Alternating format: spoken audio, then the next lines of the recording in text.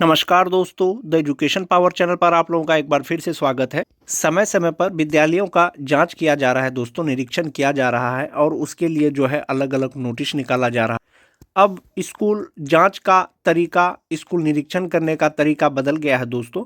अब स्कूल जांच होगा तो आपको किन किन पंजियों को देखा जाएगा या जांच पदाधिकारी के द्वारा मांगा जाएगा, वो डॉक्यूमेंट लिस्ट जारी किया गया है। उसी के बारे में आज के वीडियो में हम लोग चर्चा करेंगे दोस्तों। वीडियो शुरू करने से पहले एक रिक्वेस्ट है दोस्तों, जो लोग मेरे चैनल पे नए हैं, चैनल को सब्सक्राइब नहीं किए हैं, कृपया चैनल को सब्सक्राइब कर दें और बेल आइकन को जरूर दबा दें।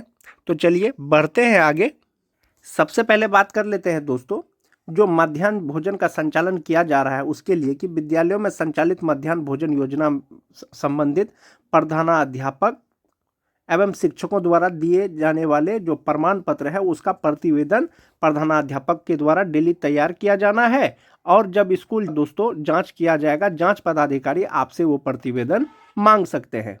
यही वो प्रतिवेदन है दोस्तों, मध्याह्न भोजन का प्रतिवेदन है।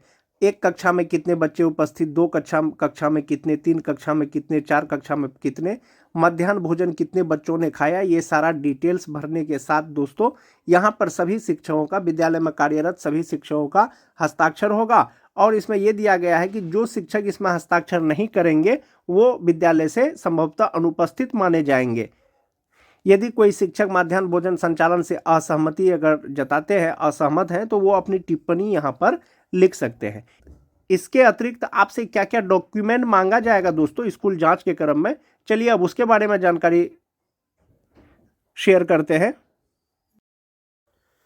विभाग द्वारा समय समय पर आदेशित नियमों, आदेशों एवं पत्रों का समेकन जो विद्यालय संचालन के मूलभूत बिंदु हैं, जो विद्यालय का मूलभूत बिंदु है दोस्तों वो किस प्रकार से है। और सबसे पहले दिया गया है शिक्षकों के बारे में कि सभी शिक्षक शिक्षिकाओं को समय पर विद्यालय पहुंचना है, शिक्षक शिक्षिकाओं को समय पर विद्यालय पहुंचना है। उसके बाद है दोस्तों ई शिक्षा कोष पर उपस्थिति दर्ज करना है। छद्म उपस्थिति या फोटो से उपस्थिति दर्ज करने पर शिक्षक शिक्षिका के साथ साथ प्रधानाध्यापक भी दोषी माने जाएंगे। यदि गलत तरीके से अटेंडेंस बनाया जाता है तो इसमें प्रधानाध्यापक भी दोषी होंगे दोस्तों। दूसरा है बिना अवकाश स्वीकृत कराए विद्यालय से अनुपस्थित नहीं होंगे।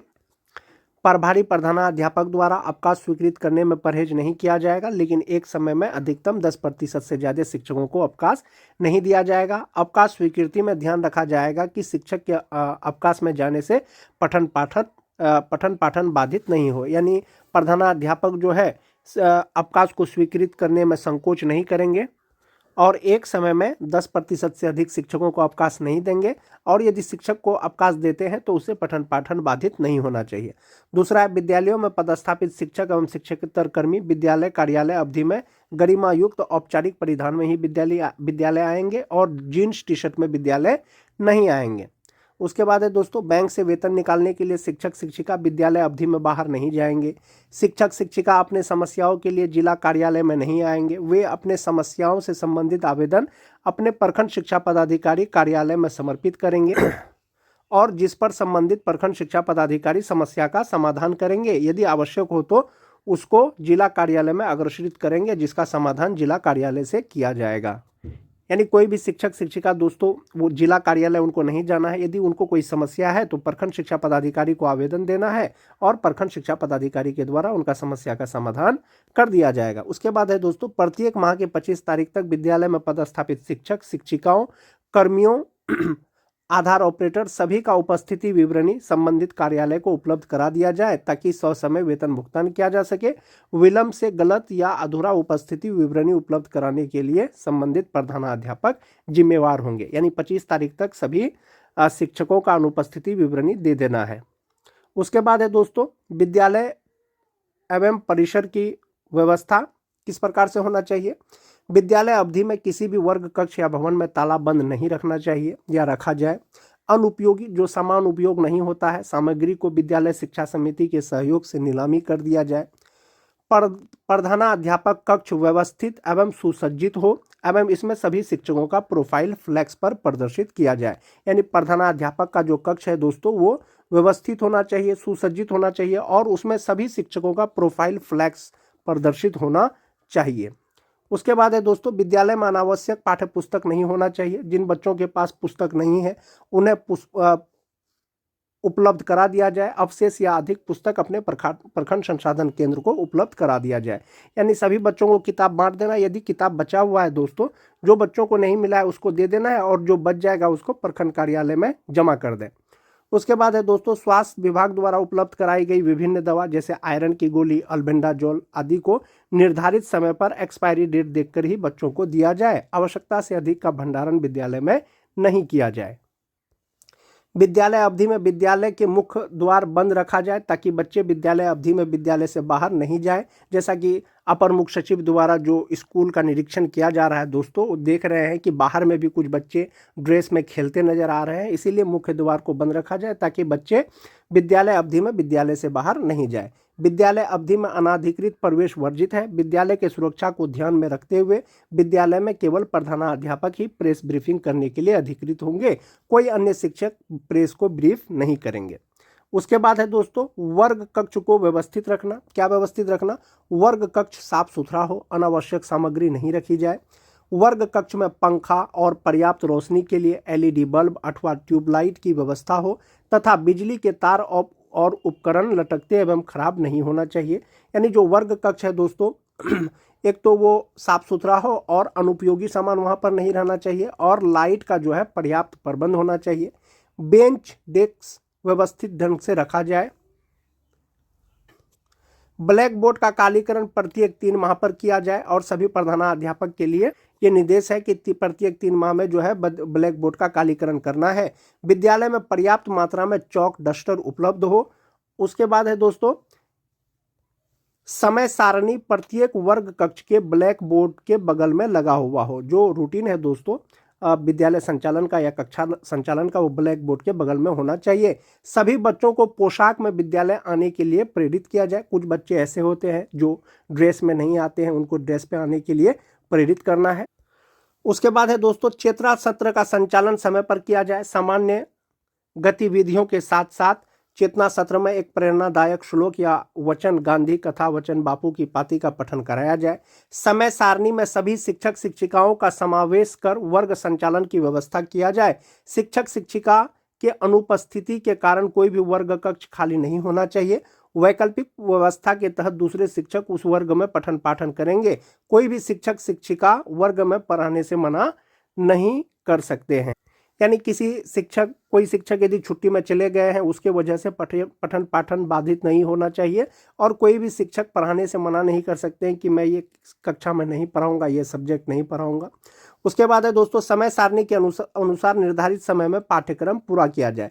जो सिलेबस है दोस्तों, वो निर्धारित समय पे पूरा कर लिया जाना है। सभी शिक्षक शिक्षिकाओं के द्वारा पाठ टीका लिखा जाए एवं पाठ टीका के अनुसार वर्ग का संचालन किया जाए, तथा प्रत्येक शनिवार को प्रत्येक शिक्षक शिक्षिकाओं के पाठ टीका का प्रधानाध्यापक प्रभारी प्रधानाध्यापक द्वारा प्रति हस्ताक्षरित किया जाए। यानी शिक्षकों के द्वारा जो पाठ टीका लिखा जाएगा दोस्तों, जिसके अनुरूप कक्षा का संचालन किया जाएगा, उसको प्रत्येक शनिवार को जो है प्रधानाध्यापक से प्रति हस्ताक्षरित करा लेना है। प्रधानाध्यापक स्वयं भी पाठ टीका का संधारण करेंगे तथा पाठ टीका घर पे रखे हैं यह बहाना मानने योग्य नहीं होगा। निरीक्षी पदाधिकारी द्वारा मांगे जाने पर पाठ टीका दिखाना होगा या देना पड़ेगा। प्रथम घंटी में वर्ग शिक्षक शिक्षिका द्वारा बच्चों की उपस्थिति ऊर्ध्वाधर रूप में अचूक रूप से बना ली जाए। प्रधानाध्यापक द्वारा उसी वर्ग का उपस्थिति दर्ज किया जाए जिस वर्ग के वर्ग शिक्षक होंगे।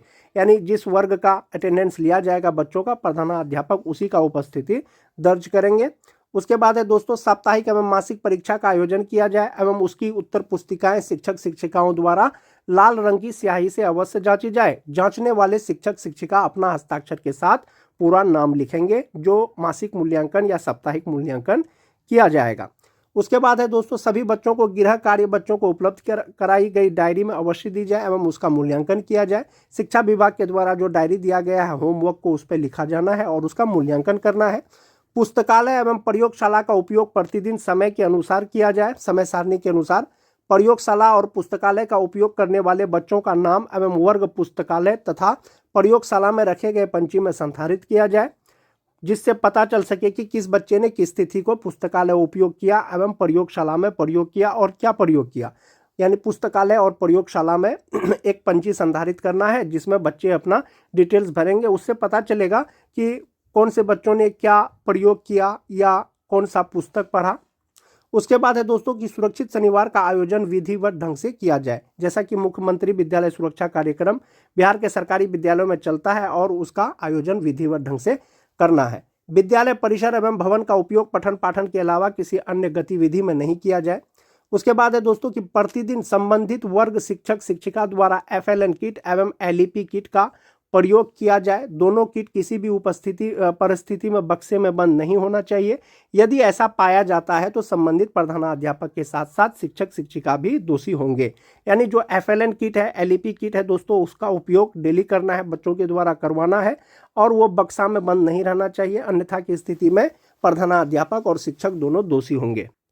उसके बाद है दोस्तों विद्यालय में अध्ययनरत बच्चों में वर्ग सापेक्ष शिक्षा एवं गुणवत्ता उपलब्ध कराने की जिम्मेवारी वर्ग शिक्षक शिक्षिका के साथ प्रधानाध्यापक की भी होगी। ICT लैब का उपयोग बच्चों द्वारा नियमित रूप से किया जाना है। उपयोग करने वाले बच्चों का उपयोग तिथि के अनुसार पंजी संधारित होनी चाहिए। स्मार्ट क्लास व्यवस्थित एवं सुसज्जित होना चाहिए तथा उसका उपयोग प्रतिदिन होना चाहिए। उसके बाद है दोस्तों खेल सामग्री अलमारी या बक्से में बंद नहीं होना चाहिए, उसका उपयोग प्रतिदिन बच्चों द्वारा किया जाना चाहिए। उसके बाद PM पोषण योजना संचालित विद्यालयों में मेन्यू का प्रदर्शन दीवार पर अवश्य किया जाए। भोजन बनाने से पूर्व रसोई घर भंडार गृह के साथ साथ रसोइया को भी निजी स्वास्थ्य पर ध्यान देना चाहिए।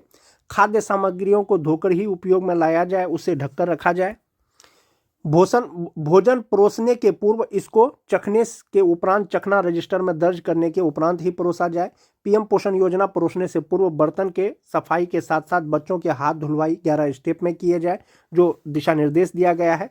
भोजन कराते समय बच्चों को जमीन पर ना बैठाकर दरी पर बैठाया जाए। शुक्रवार या रविवार को बच्चों को मौसमी फल और अंडा दिया जाए। किसी भी प्रतिकूल परिस्थिति आने पर स्थानीय स्वास्थ्य केंद्र एवं अस्पताल की सहायता ली जाए तथा तुरंत वरीय पदाधिकारी को सूचित किया जाए। जहां तक बात अभिलेख की व्यवस्था की है दोस्तों, प्रधानाध्यापक टेबल पर अनावश्यक अभिलेख जैसे पंजी एवं किताबें नहीं रखी जाए। विद्यालय शिक्षा समिति की बैठक प्रतिमाह कराई जाए एवं विद्यालय प्रबंधन समिति का बैठक प्रति 3 माह पर एक बार अवश्य कराई जाए तथा उसकी कार्यावली विधिवत ढंग से संधारित किया जाए।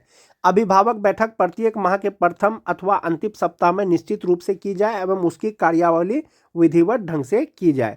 उसके बाद है दोस्तों कि JBS खाता विपत्र अभिसरव लेजर भंडार पंजी PPA निर्गत पंजी एवं ड्राइंग लिमिट प्राप्ति पंजी का संधारण अचूक रूप से किया जाए। निरीक्षण में ये सब रजिस्टर आपसे मांगा जा सकता है, देखा जा सकता है। विद्यालय के खाते का पासबुक को प्रतिमाह अपडेट किया जाए। कैशबुक का लेखन प्रतिमाह किया जाए। विद्यालय अवधि में विद्यालय से संबंधित अभिलेख विद्यालय में उपलब्ध रहेंगे। विद्यालय में किए गए सभी प्रकार के व्यय का लेखा जोखा रखने की जिम्मेवारी संबंधित विद्यालय प्रधान की होगी। निरीक्षी पदाधिकारी द्वारा निरीक्षण के दौरान अभिलेख मांगने पर उसे उपलब्ध कराना प्रधानाध्यापक की जिम्मेवारी होगी। तो ये सब जो डॉक्यूमेंट है दोस्तों, ये जो अभिलेख की व्यवस्था है, स्कूल जांच में ये डॉक्यूमेंट आपसे मांगे जा सकते हैं, इसीलिए ये डॉक्यूमेंट को तैयार कर लेना है। उसके बाद शौचालय और पेयजल विभाग द्वारा चयनित एजेंसी के माध्यम से शौचालय और विद्यालय परिसर की सफाई किया जाना है। किसी भी परिस्थिति में विद्यालय अवधि में शौचालय में ताला बंद नहीं होना चाहिए। शौचालय उपयोग योग्य होना चाहिए, इसका दृढ़ता से अनुपालन किया जाए। पेयजल की व्यवस्था अच्छी होनी जाए। उसके बाद चापाकल या सबमर्सिबल पंप चालू हालात में होना चाहिए। चिन्हित मध्य माध्यमिक विद्यालयों में अधिष्ठापित वेल्डिंग एवं इंसिनरेटर का उपयोग बालिकाओं द्वारा होना चाहिए।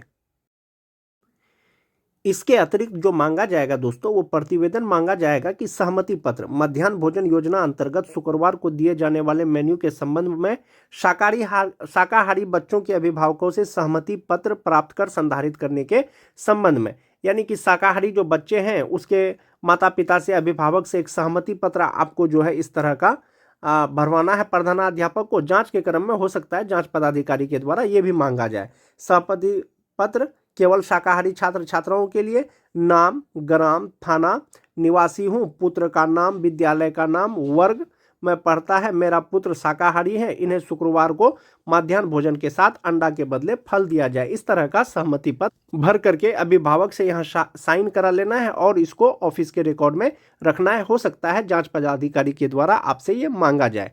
आज के वीडियो में दोस्तों बस इतना ही। वीडियो अच्छी लगे तो अपने दोस्तों में लाइक और शेयर जरूर कर दें। मिलते हैं एक नए वीडियो के साथ, तब तक के लिए धन्यवाद।